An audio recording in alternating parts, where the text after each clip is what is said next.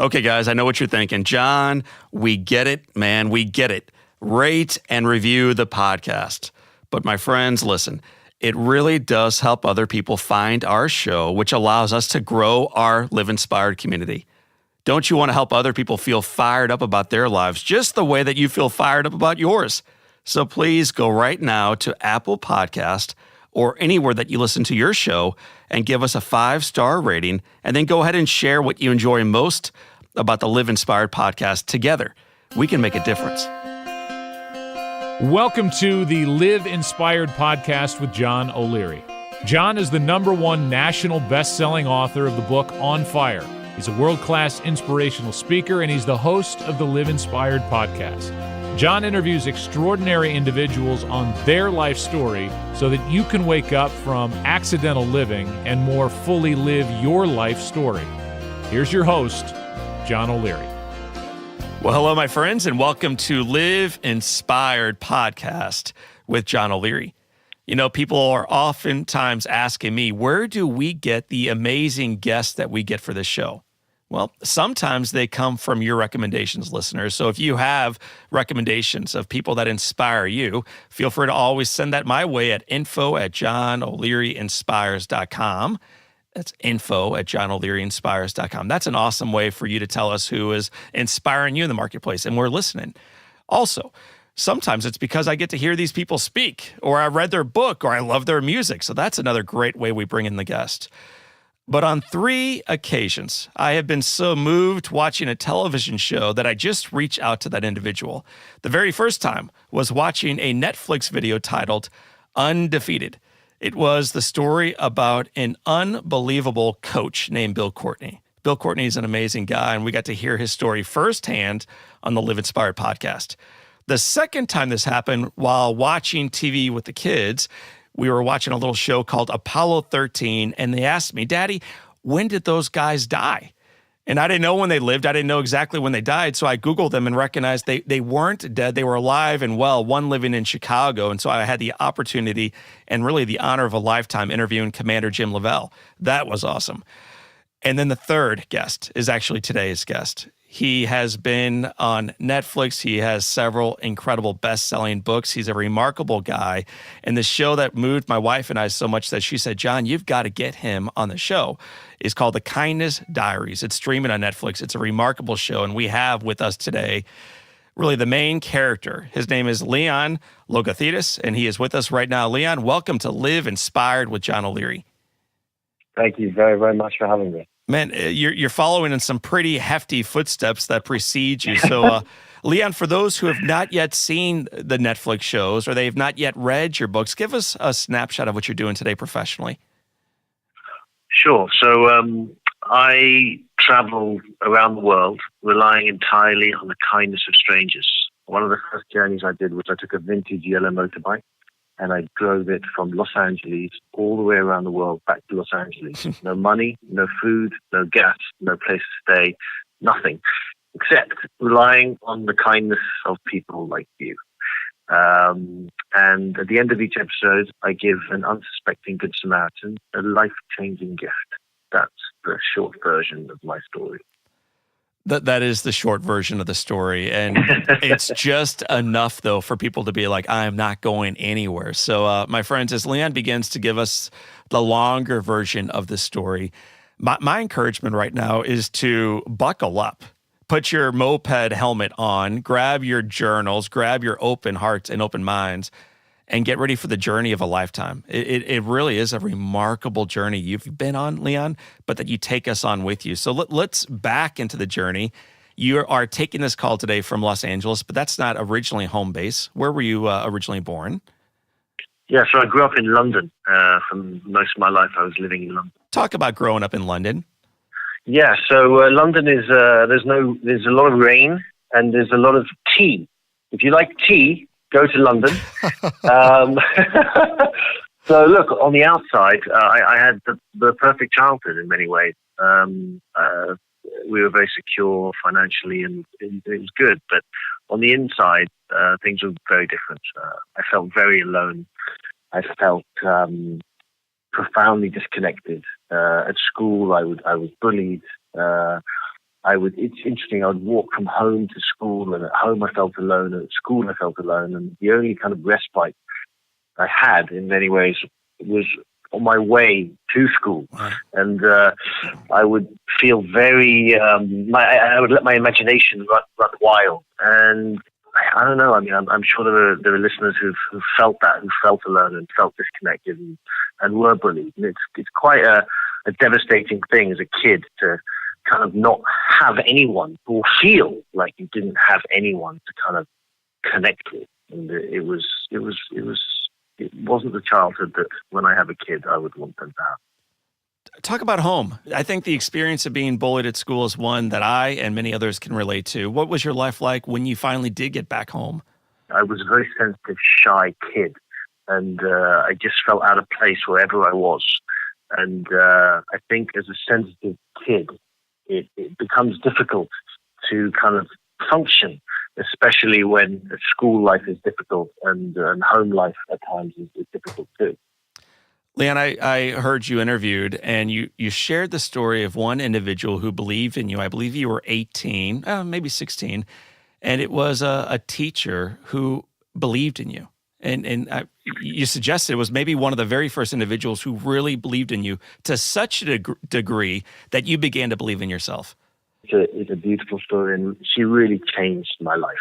And basically what happened was she was, let's call her an after-school teacher, and I would go and see her, and she would always look at me, and she would always say to me, "I believe in you." She would always treat me with tremendous kindness. And I didn't, I was a kid, I was about 15. I didn't realize what she was doing. I didn't realize that really it was her kindness that was helping. But it was really quite profound. And for years afterwards, when things were going bad, I would always think to myself, well, her name was Mrs. Mann. I would always think to myself, well, Mrs. Mann believed in me. Mrs. Mann was kind to me.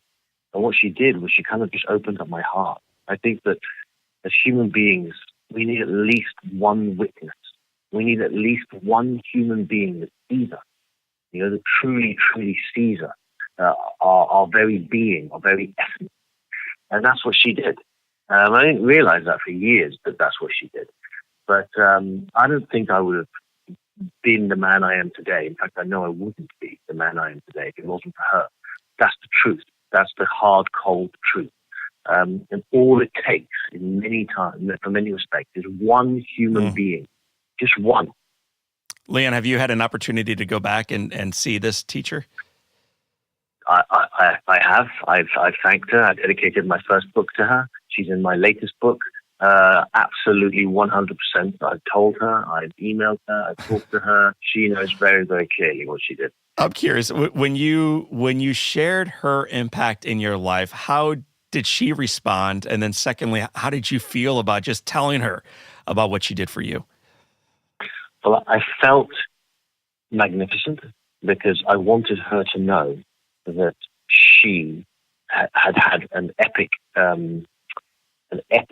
kind of influence on me, and that what she did mattered.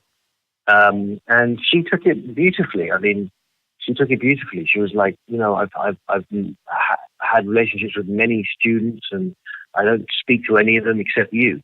And it was a special bond that we had, and it was beautiful. She's oh God, I want to do a podcast with her one day. And do you know what? I actually give speeches, and I always talk about her. Mm-hmm. And one day, one of my dreams is to have her in the audience and to get her to stand up and to share with her what it is that she did. She knows what she did because I've told her, but I want her to feel it in front of hundreds of people. Well, you have my commitment that I'm in. So when you are ready to deliver that message and share with her, I'm in the audience. I will move mountains to ensure that she's in the audience and I get to hang out near her. That's the deal right now. Done. And I'm being completely serious about this. So let's move forward from her into a professional journey. You become a successful stockbroker. Yeah, I was a broker in London. What was it that attracted you into that profession? And ultimately, what was it that moved you away from it? So really, I'd say what attracted to me to being a broker was really family pressure. I just felt that was my destiny. Well, that was what they wanted my destiny to be. So I kept on, going down that road. And I remember I finished college and I was like, oh no, now I have to go and become a broker. Mm-hmm. What am I going to do? And I didn't have the strength or the courage or the bravery or whatever you want to put it to like not do it.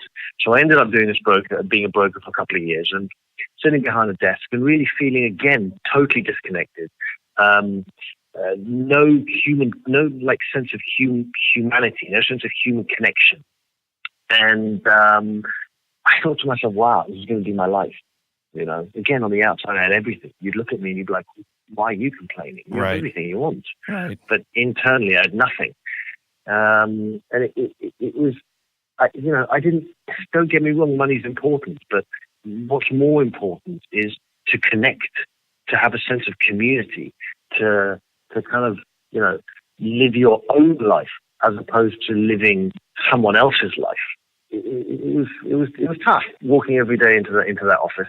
It was not easy. And like I said, on the outside, people would look at me and say, "Well, you have everything. What's wrong with you? Why are you complaining?"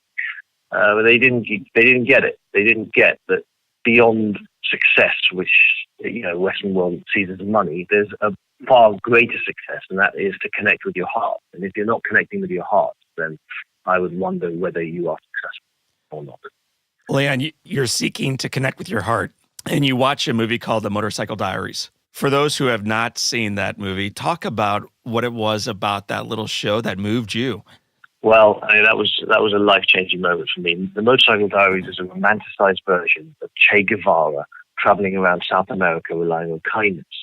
And it's interesting because one of the first scenes, he's speaking with his father, and his father wants him to stay in Buenos Aires, and he wants him to become a doctor. And Che, in the film, says, look, this isn't my calling. I'm going on this journey. And he leaves. And after I finished watching that movie, I was like, whoa, there's another way to live. Mm-hmm. There is another way to live.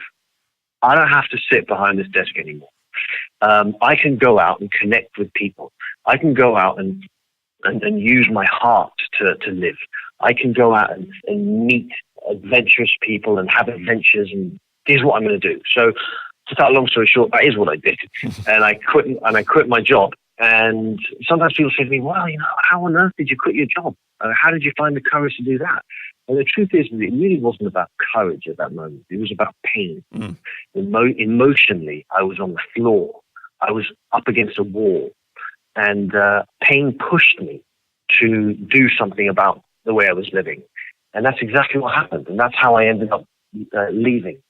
When you left, family, friends, those who had, in quotes, your best intentions in mind, I'm assuming they said, hey, Leon, that movie, it's fictional. It's not a real story. You may be making the greatest mistake of your life. What allowed you to continue forward toward what could be considered a potentially huge, massive mistake? You're quitting a great gig, and you're about to set off on a pretty reckless journey. The truth is that my heart knew the answers, and I listened to them. And I didn't listen to what I was being told by others. They may have had my best intentions at heart, but I went with my heart. That was that simple. Talk about the actual process of laying out the journey. Well, the first journey I actually did was not the Kindness Diaries. It was not the yellow motorbike. The first journey I did was I walked, hitchhiked from Times Square to the Hollywood sign. Yes. I remember arriving with $5 a day. And I remember arriving at Times Square and thinking to myself, oh no, what? Yeah, exactly. Like, what have you done? This is really bad. How on earth are you going to get to Hollywood with basically no money? And I had two choices at that moment. I was like, okay, are you going to quit and go back home to your job? Nope, not going to happen. Or are you going to get to Hollywood? I'm going to get to Hollywood.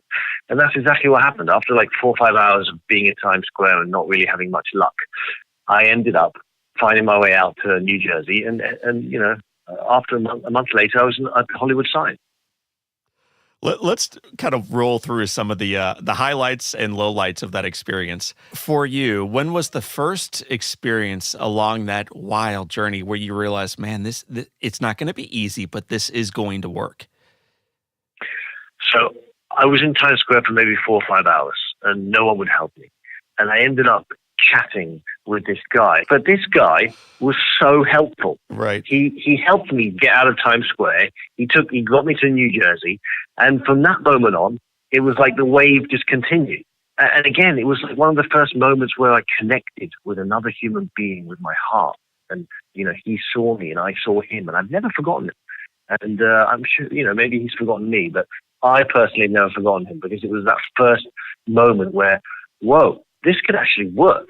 Like, I could actually get to the Hollywood sign. That's right. One thing that amazed me about the journey is the unlikely heroes that show up. This is the first guy out of hundreds that is going to serve you and support you forward. You meet a guy in Pittsburgh, and I'll let you tell the story, but out of any individual likely to support you and augment your journey forward, the guy in Pittsburgh is the least among us, and he becomes first in line to support and serve. Talk about the story of Tony. Yeah, so in fact, I was just texting Tony right now. But so the story of Tony is really quite a beautiful one. This was on season 1 when I traveled from LA all the way around the world with the yellow motorbike. And I would go up to people and ask them, can I stay in your house tonight? And they would look at me and they'd say, no, you can't. And that's fine. And some people said yes. So I ended up in Pittsburgh trying to find a place to stay. No one would help. I got up to this guy in the park, dressed relatively well. And I say to him, can I stay in your house tonight? We talk a little bit. And he goes, look, I'm really sorry, but I'm homeless. So, I feel a lot of shame. I've just asked a homeless man to stay in his house, so I'm about to walk off. And he turns around and he says to me, you know what? If you want, you can stay with me tonight. I will feed you, I will protect you, and I will give you some clothes. Every part of my being is like, Leon, you are not staying on the streets of Pittsburgh. But there's that one little counterintuitive voice that says, Leon, my friend, you are staying on the streets of Pittsburgh tonight. And that is exactly what happened. And he did all the things he said he would do. He protected me, he fed me, and he gave me some clothes. And more profoundly, he taught me 2 very, very life-changing lessons. 1, true wealth is not in our wallets, but it's in our hearts. 2, kindness is free. If a homeless man with nothing, one bag the guy had that he hid in the bushes, can be kind, then why can't I? If a homeless man can be kind, then why can't you? So he changed everything for me that night. And part of your wild journey is not only relying on the kindness of men and women like Tony, but in surprisingly turning the tables on them afterwards and doing something generous back for them on occasion. Share with our listeners what you were able to do for Tony. Yeah, so the next morning, I say to Tony, let's go for a ride in Kindness 1, which is the motorbike, and it has a sidecar. So we go for a ride in Kindness 1. Yeah. And I tell him partly what I'm really doing, which is giving back. So I was able to put him up in an apartment and send him back to school. He always wanted to be a chef. And that's what I did. And he always says to me, because I always talk to him, he says, Leon, you changed my life. And I always say the same thing. Tony, it was you who changed my life. And that's the truth. That's what he did. Why do you think it is, now that you've traveled the world repeatedly, relying on the generosity, on the kindness of others, why do you think, first of all, are we less willing to extend our hearts and our hands to assist those around us? Many of us, we're a little bit more protective. That's the first question. And then the second is going to be, Leon, what is it that allows those of us who are more generous to extend that heart? So help me understand why we don't, and then how we can. So I think the reason why we don't is fear. You turn on the news when you wake up and you're bombarded with fear. You put on the radio and you're bombarded with fear. You pick up a magazine and you're bombarded with fear. So unless you go out into the world and actually experience it firsthand, the only story that you are told is one of fear.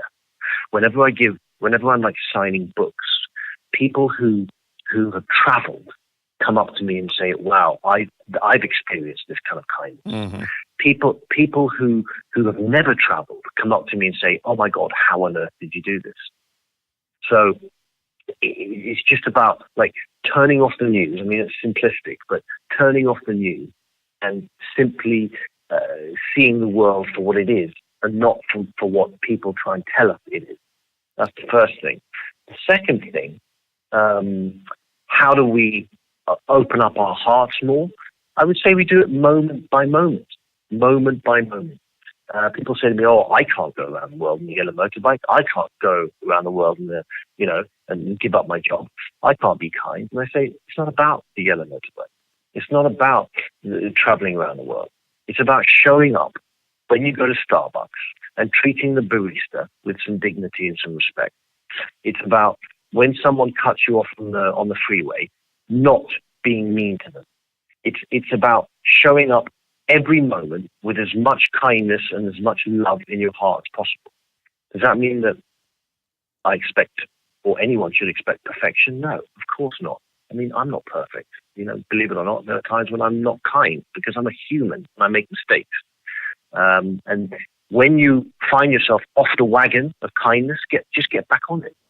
So that's it. Moment to moment, how you show up in the world matters. Mm. You've been able to receive an awful lot from those around you. In giving back, though, what has that meant to you as you've experienced the gift of giving to people like Tony and countless others? Tell me how that moves you personally, Leon. Well, let me tell you, when you asked me that question, I got goosebumps because the answer goes back to Mrs. Mann. Mrs. Mann gave me so much, and I promised myself that I would do what she did for me to others. And that's what I try and do. Again, not perfectly. But she gave me kindness. She gave me hope. So I try my very best to give hope back to others. Because you just, like I said earlier, you need to just be seen by one human being. And if I see you, maybe I'm the first person that's ever seen you. Mm. Maybe not. It's such an important, powerful way to be, to give your presence to another human being. Your presence, your love, your kindness. That is the greatest gift that you can give anybody. In saying that, it reminds me of you choosing $5 a day, probably not even knowing exactly why you chose that amount. But looking back on it, you realize that it forced you to rely on others in a profound way, which forced you to see others and eventually, hopefully, for some of them to see you in return. Talk about that. Yeah, 100%. I didn't know what I was doing. I mean, I didn't consciously know, but as I look back, it's clear. I grew up and for many years had a lot of money, but no love and no connection. So what did I do? I flipped it. And I had to now have no money, but rely on love and emotion and connection. That's why I did it. I didn't know what I was doing, but sometimes you've got to put yourself in a box in order to free yourself. Yeah, or put yourself way the heck outside of the box and free yourself, which is what you've done, man, in mighty ways. For those who are listening right now, whether they're in a speech of yours, they're on my podcast, they're reading one of your books, and they're cynically crossing their arms thinking, man, this is craziness. This guy has no family. He's got no root system, apparently. He's got no mortgage. He doesn't have my student loans. This isn't practical for me. How do you respond to that? I would say that for thousands of years, people thought it was impractical for a man to land on the moon. And men landed on the moon. So nothing is impractical. If you have a will, there is a way. If you want to find your heart, you can find it. I'm not saying it's easy. It's not. But nothing is impractical if you really, really want it.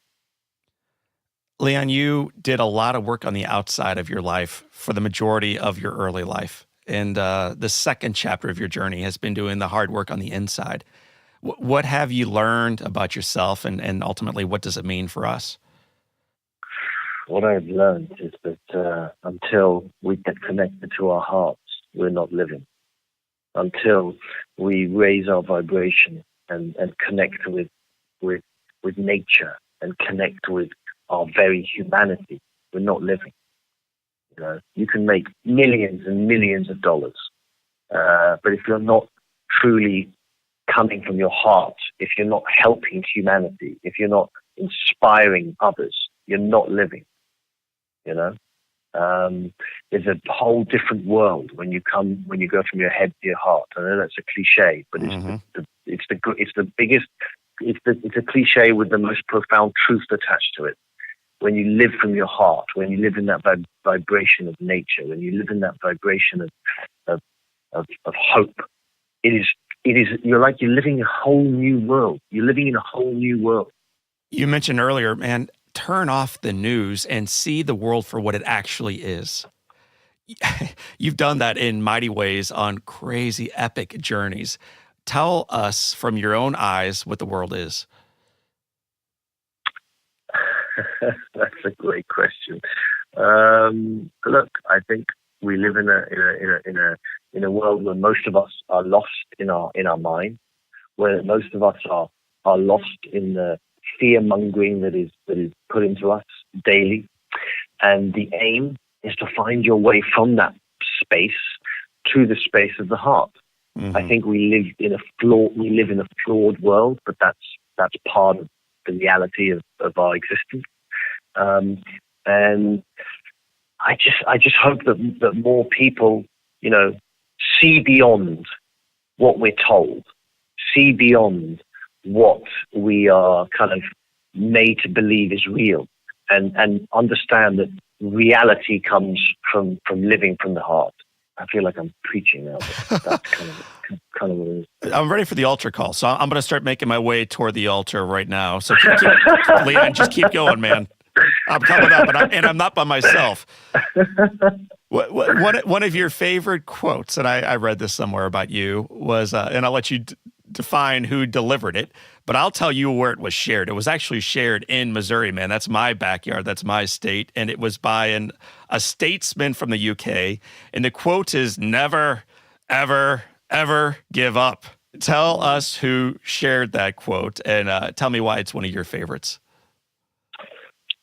Well, it's from the great man himself, Winston Churchill. It personifies how, in my opinion, we should live. Like, there are bad things that happen, and many of us just give up. And we're like, you know what? We can't do this. It's not possible. Maybe we pick up a drink. Maybe we eat too much, or some kind of addiction, whatever it may be. But the reality is that from my personal perspective, there are many moments when I wanted to give up. Mm. Not just in life, but in the show. I remember I drove from Alaska to Argentina, and in the middle of winter, I remember thinking to myself, what on earth are you doing? Why are you doing this to yourself again? You've got to stop doing this. And the voice that came back to me was, you're doing this because people are going to watch the show, and people are going to be inspired by what you do. And it's going to make them want to go out and be kind themselves. And that was an example of never, never giving up. Keep on going. He also had a brilliant quote that said, when you find yourself walking through hell, keep walking. And that was like, whoa! How many of us have suffered emotionally? How many of us have been in pain? How many of us have wanted to go back to our old ways? And that one quote, when you find yourself walking through hell, keep walking. Because at the end, there's light. Trust me, there's light. Have you ever seen the movie The Shawshank Redemption? Mm-hmm. Okay, so at the end, when he crawls through 500 feet of the sewer to get out. That's an example. When you find yourself walking through hell, keep walking. For those struggling right now in the walk through life, whether that's professionally, in their health, with a crisis, in a relationship, with whatever it may be, Leon, we have listeners all over the world tuning in. Give us a specific way that might encourage us to keep walking. Because there's a lot of listeners right now in hell, man. There are a lot of folks that feel like they are in the sewage 500 feet away, and they're not sure they can continue to crawl on. Share your pain. That is the most profound thing that I have ever learned. Share your pain. Find someone and share your pain. Whether it be a therapist, whether it be a friend, whether it be a wife, a husband, share your pain. If you don't share your pain, there's very little hope. Share it. Why do you feel that 40% of us or so are dealing with anxiety and kind of episodic depression? that suicide keeps rising, that negativity keeps rising, that pessimism keeps rising, that the cynicism keeps rising. In the freest, wealthiest civilizations in the history of the world, why is the arc of the mindset pointing downward in some regards? Because we've forgotten that we're spiritual beings. We've forgotten that we need to lay spiritual roots. We've forgotten that we need to share our pain. And if we don't do that, then clearly depression is going to hit us. Clearly we're going to not be functioning in our best self. So it's not just about making a success of yourself when it comes to money, when it comes to status. That's fine. If you want to do that, no worry. But if you don't lay down spiritual roots, if you don't meditate, if you don't, embrace your own brilliance, then you're going to get depressed. That's just what's going to happen. When you go to those dark places, Leon, because again, many of us are there from time to time, what allows you to come back into the light personally? First of all, I share my pain. Yeah. So I tell people.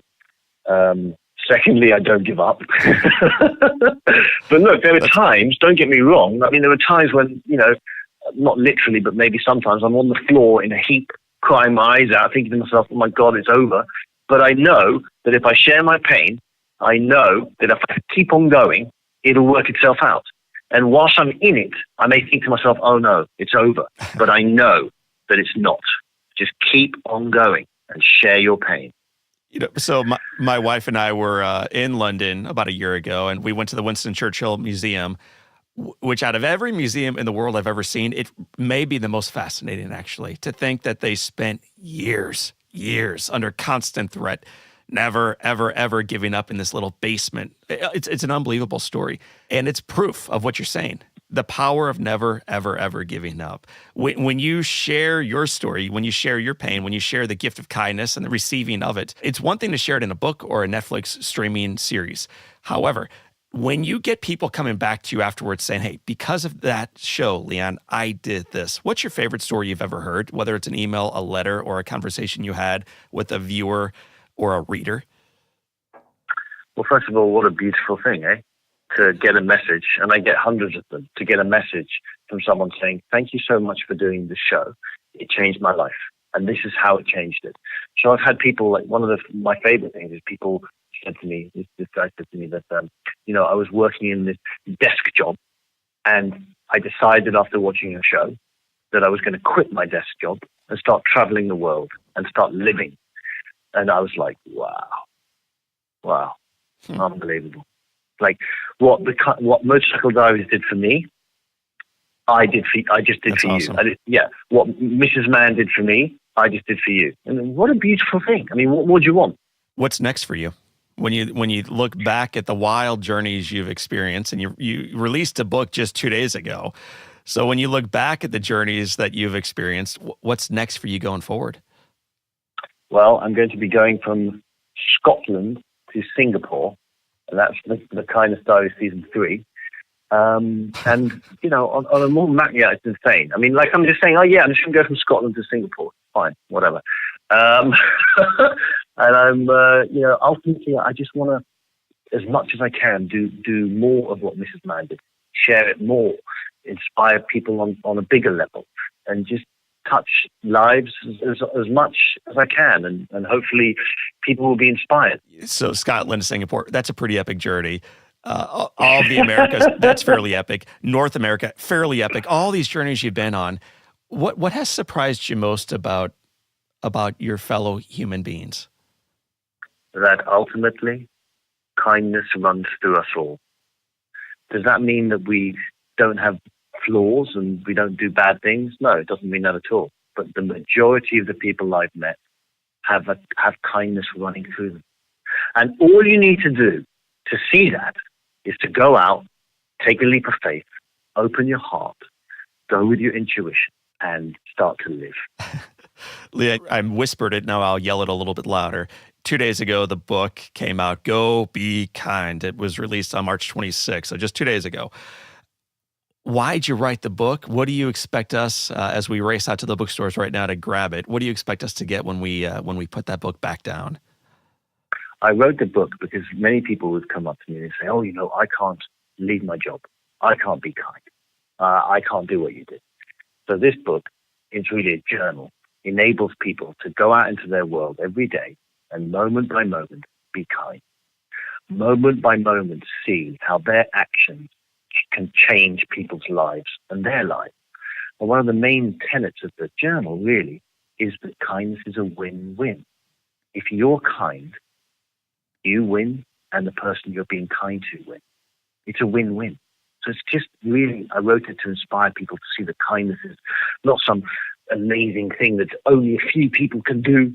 Everyone can do it, and it's inside you. It lives in you. So, brother, I've been watching you journey across the states and around the world, and one of the questions I was thinking while watching you on Netflix was, I wonder what the dude likes to listen to.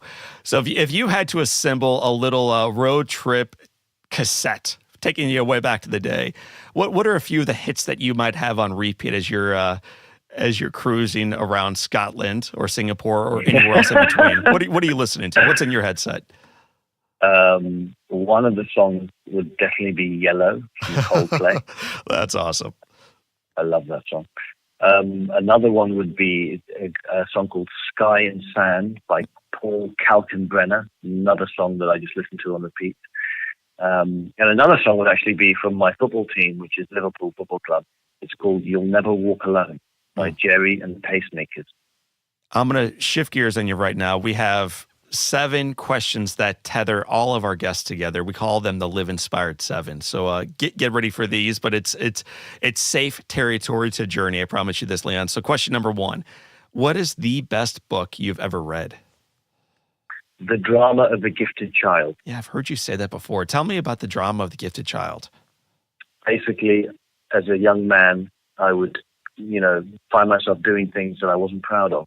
And I would never understand why. I'm like, why am I doing this? What the hell is wrong with me? And I picked up this book, and it explained why, as humans, we do what we do. And it started to make sense. It was like, whoa, I'm not this freak. I'm doing this because of X, Y, and Z. And it was very, very beautiful. What is one positive characteristic, one trait that you possessed as a child that you wish you exhibited as brilliantly today? Do you know what? I think that part of the reason why I am who I am is because I am a child. So the childhood kind of stuff that I had, I still have. Many of us lose our inner kid, but I haven't. So that's where I answer that one. I have a little boy at home, and he heard I was speaking in West Virginia. He's 9.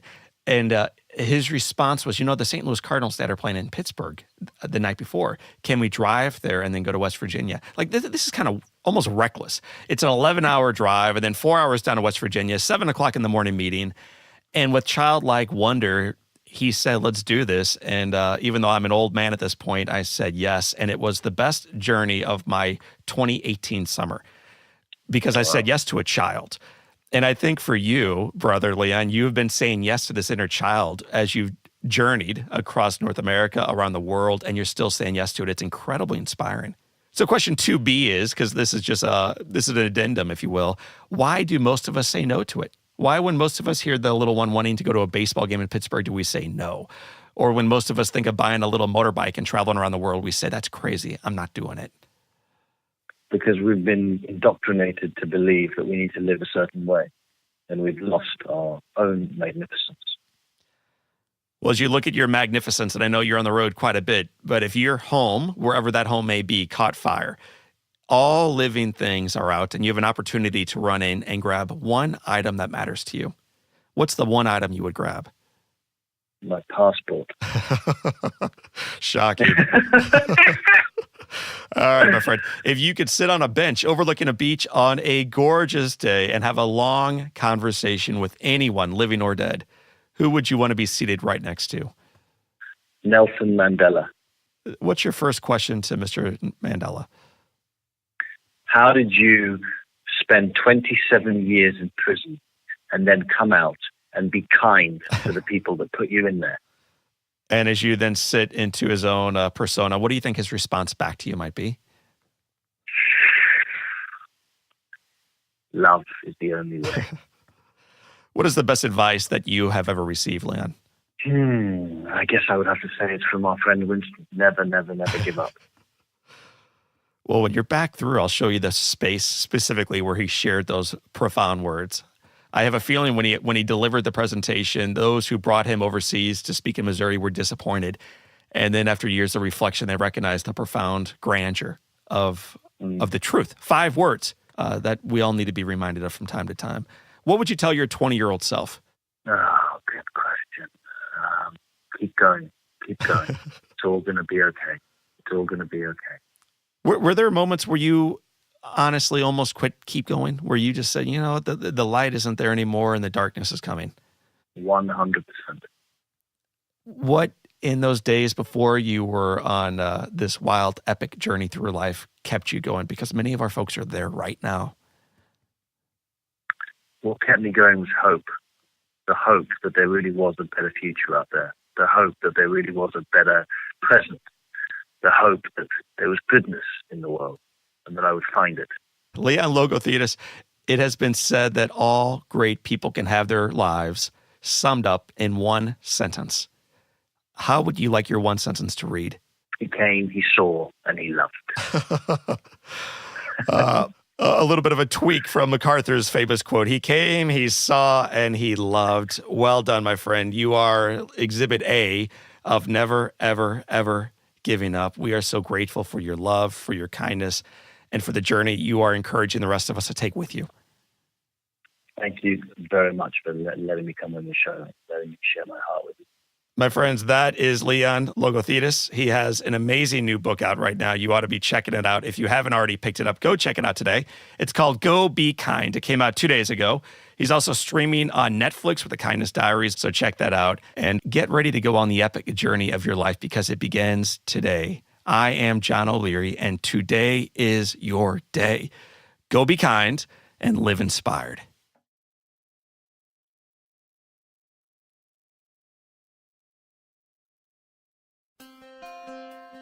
Well, guys, if you enjoyed this discussion as much as I did, don't miss my Monday motivation essay. I'll reflect on my main takeaway from today's discussion and send it directly to your inbox so that you can begin your week just right. I want you to go right now and sign up at johnolearyinspires.com/Monday-motivation. One more time, it's johnolearyinspires.com/Monday-motivation. I'll include a link in the show notes. See you there.